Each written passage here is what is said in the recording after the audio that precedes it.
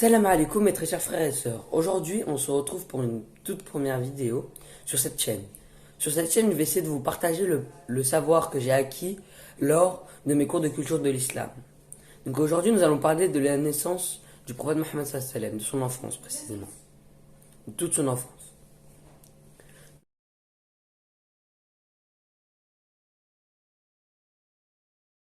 On commence par sa naissance. Le prophète sallallahu alayhi wa sallam est né dans un clan nommé Banu Hashim. Donc c'était le clan de, donc c'est son clan en quelque sorte. Parce que à cette époque-là, les tribus étaient partagées en plusieurs clans.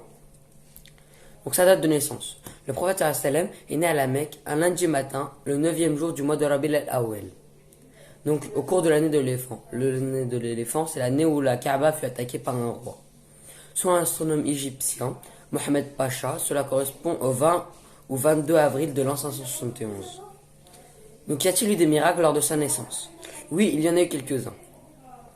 Ibn Sa'id et l'imam Ahmed rapportent qu'à la naissance du prophète sallallahu alayhi wa sallam, une lumière jaillit de sa mère, Amina, et que cette lumière éclaira le palais de Syrie. L'imam Ahmed et al-Bakari rapportent qu'à sa naissance, 14 tours du palais de Cross 1 se renversèrent. Le feu des mages s'éteignit et quelques églises s'effondrèrent près du lac Sawa qui se territ. Donc, c'est de quoi le feu des mages? Le feu des mages, c'était un feu qu'ils avaient béni et qui pensaient qu'il n'allait jamais s'éteindre. Lors de sa naissance, lors de la naissance du prophète Mohammed sallallahu alayhi wa sallam, et ben, le feu s'éteignit. Donc là, une lumière sortie sortie de sa mère, donc Amina, elle jaillit, elle éclaire même les palais de Syrie. Donc c'était assez loin quand même. Et, quelques églises s'effondrèrent près du lac Sawa qui se tarit.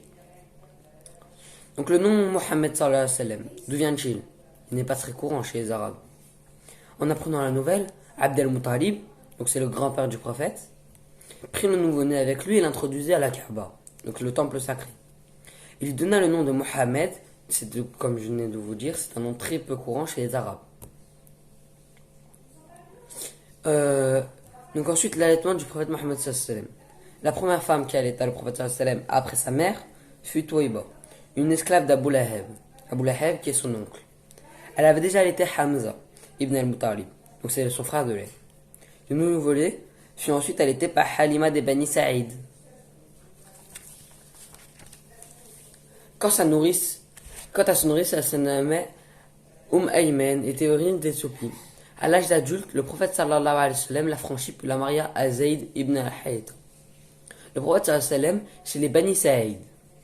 Donc départ de l'enfant. Depuis quelque temps, les Mécois envoyaient les nourrissons dans le désert. Sans doute voulaient-ils les protéger des maladies infectieuses de la cité. On dit que c'était aussi pour qu'ils puissent se forger un corps robuste et être éloquents. Ce sont les besoins des Bani Saïd qui prenaient en charge le nouveau-né, en échange de quelques biens. Donc, cela veut dire qu'en fait, à cette époque-là, les Mécois, ils avaient peur d'une maladie, donc à cette époque-là, c'était la Weba.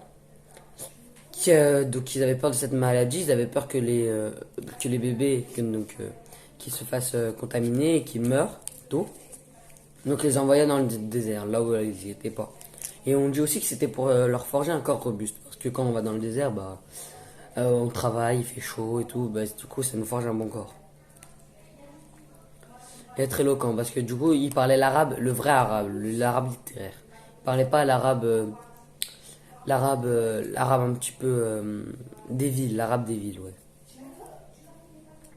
Donc le prophète sallallahu alayhi wa sallam fut pris en charge par Halima et son mari. Si personne d'autre ne voulait l'allaiter, c'est parce qu'il était orphelin. Donc ce qui impliquait un petit revenu. Il était orphelin car son père, Abdallah, était mort lors de sa naissance.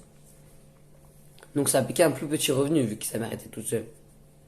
Et il a été pris en charge par Halima parce que c'est la dernière à être arrivée. Parce que son ânesse, elle allait tout doucement, elle n'arrivait pas à aller assez vite. Et il restait plus à un seul enfant, à part lui. Du coup, vu qu'elle ne voulait pas rentrer toute seule et avoir quand même un petit revenu, elle a pris le prophète Mohammed sallallahu alayhi wa sallam. Donc les bénédictions accompagnant l'enfant. Le nouveau-né était béni. Halima fut témoin des manifestations de cette bénédiction, que nous pouvons résumer comme suit. Le sein de Halima donna assez de lait pour que le prophète sallallahu alayhi wa sallam ainsi que son frère de lait puissent boire à satiété et dormir paisiblement. Donc elle donnait assez de lait pour qu'ils puissent boire correctement, qu'ils puissent vivre une belle vie, en quelque sorte. Donc la vieille chamelle du couple donna aussi du lait. Halima et son mari purent alors boire à leur cité. Donc aussi la chamelle, elle leur donna assez de lait pour que ils puissent boire comme il faut. La naisse de Halima, qui avait quelques difficultés pour avancer, comme je l'ai dit précédemment, dépassait toutes les autres bêtes sur le chemin du retour. Donc d'un coup elle allait super vite, elle dépassait tout le monde. Les brebis du couple rentrèrent le soir pleines de lait, contrairement aux bêtes des autres bédouins de la tribu. À l'âge de 2 ans, le jeune enfant fut rendu à sa mère. Mais Halima insista d'elle pour qu'il reste encore quelque temps. Elle prétexta qu'elle craignait pour le jeune garçon la maladie contagieuse, la wab, qui se vissait alors à la Mecque. Amina finit par accepter. La fente de la poitrine. Lorsque l'enfant atteignit l'âge de 4 ou 5 ans, il fut renvoyé chez sa mère. La raison de son retour fut provoquée par l'intervention de l'ange Gabriel, qui le saisit pour lui ouvrir la poitrine. Gabriel retira ensuite de son cœur un caillou de sang, puis dit: cela représente l'emprise de Satan sur toi. Il lava ensuite le cœur de l'enfant avec de l'eau de Zemzem. Donc c'était une eau bénite, dans un récipient en or, et il le replaça dans sa poitrine et remit tout en ordre. Pensant que le jeune Mohammed sallam avait été tué, donc les enfants qui jouaient avec lui partirent informer Halima et on le retrouva en bonne santé, mais le visage assez pâle. Un événement similaire eut lieu près de 48 ans après, au moment du voyage nocturne. La poitrine du prophète sallallahu alayhi wa sallam fut de nouveau ouverte et son cœur lavé avec de l'eau de Zemzem. Donc la mort de Amina. Donc le prophète sallallahu alayhi wa sallam a 6 ans lorsque sa mère décède. Elle est enterrée à Al-Haba, sud de Médine, après avoir passé un mois à Yatrib en compagnie de sa servante Ayman et de son beau-père Abd al-Muttalib. On dit qu'il s'était rendu à Yatrib par respect pour la mémoire de Abdallah. Donc c'était là où était enterré donc son père. On dit qu'il s'était rendu à Yatrib par respect pour la mémoire d'Abdallah. Après sa disparition, l'enfant est pris en charge par son grand-père Abd al-Muttalib, qui ne tarde pas à mourir à son tour. L'enfant n'a alors que 8 ans. Il est alors pris en charge par son oncle Abu Talib, nouveau chef du clan des Bani Hashim. Rencontre avec le moine Bahira. À l'âge de 12 ans, le messager de Dieu, sallallahu alayhi wa sallam, accompagne son oncle Abu Talib au Shem pour le commerce. Quand la caravane arriva à Bousra, Palestine, elle passa près d'une cellule pour le commerce, où elle vit un moine savant du nom Bahira. Celui-ci sort alors à leur rencontre et leur offre l'hospitalité. On dit qu'il avait observé un nuage qui protégeait l'enfant du soleil avec son ombre, reconnaissant les signes de la prophétie. Le moine le prit par la main et dit: celui-ci est le maître des habitants de ce monde, celui que Dieu enverra comme miséricorde pour les univers. Lorsqu'Abu Talib lui demande comment il pouvait affirmer cela, il répondit: lorsque vous êtes apparu venant de la direction d'El-Aqba, il ne restait aucune pierre, aucun arbre qui ne se prosterna. Cela ne peut se produire qu'en présence d'un prophète.